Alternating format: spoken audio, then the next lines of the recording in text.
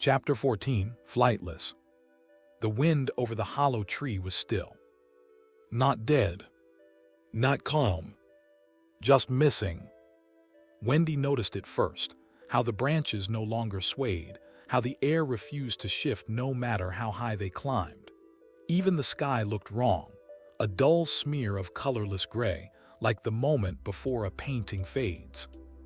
Peter stood on the highest branch, eyes scanning the canopy. Kale watched from below, whispering, "He hasn't flown since the bone orchard." Wendy joined Peter. "You haven't left the ground," she said softly. Peter didn't answer. He crouched on the branch, the windless silence wrapping around him like wet linen. She studied his profile. He looked older somehow, drawn, sharper, not physically but spiritually. The loss of Tinker Bell had left something in him broken or maybe exposed. "Try," she said. He closed his eyes. The wind should have come. The wings, his shadowborn magicrot wings, should have unfolded. They didn't.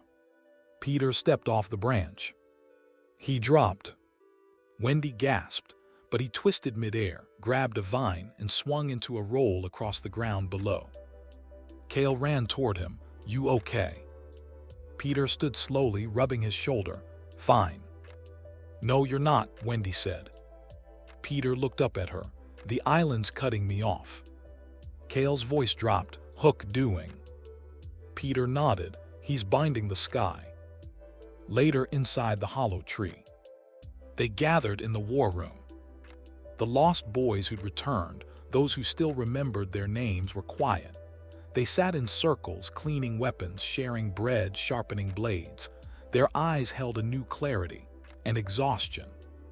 Peter stood before them with a map drawn in glowing ink across the floor, the outline of Neverland, shifting slowly as the island warped beneath their feet.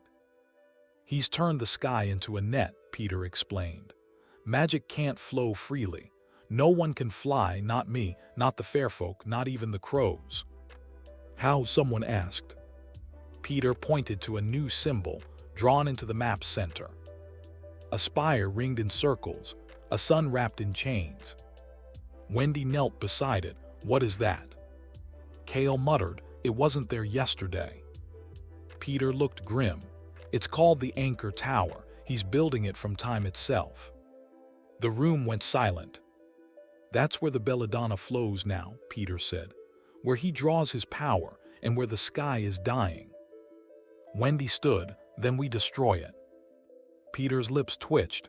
"You make it sound simple." Wendy shrugged. "We've fought monsters, shadows, memories. A tower's just bricks." "A tower fed by grief and enchanted by the screams of the lost," Kale said.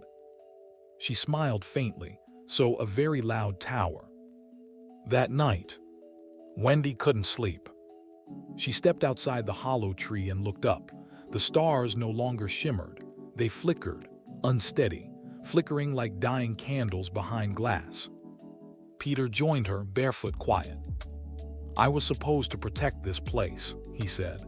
"Instead, I let it turn me into something it needed." "You were a child," Wendy said.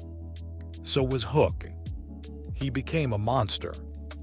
Peter looked at her. "And you think I haven't?" She turned to him. "You still care, that's the difference." They stood in silence. Then she asked the question that had haunted her for days. "What would happen if you left?" Peter blinked. "Left Neverland?" She nodded. He hesitated. "I would die." Wendy paled. "Why?" "I am Neverland," he said, "or what's left of its innocence. If I go, the island collapses." She stared at him. "But it's already collapsing." Peter looked down. "Maybe that's the point." Elsewhere, the Anchor Tower. Hook stood atop the spire. It pierced the sky like a knife through glass, built from clockwork gears, dead feathers, and the bones of children who had forgotten their names. Around him, his new army stirred, constructs made of memory and loss, animated by belladonna magic. They marched without voice, without soul. Tinker Bell's final tears had been collected, distilled, Now they powered the tower's heart. Hook raised his claw. Light shimmered from the tower's core. The sky groaned.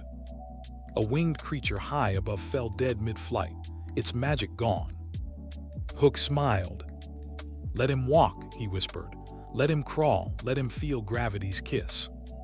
He turned to the altar behind him, where a new locket lay. Wendy. Back at the hollow tree, Peter stood atop the highest branch once more.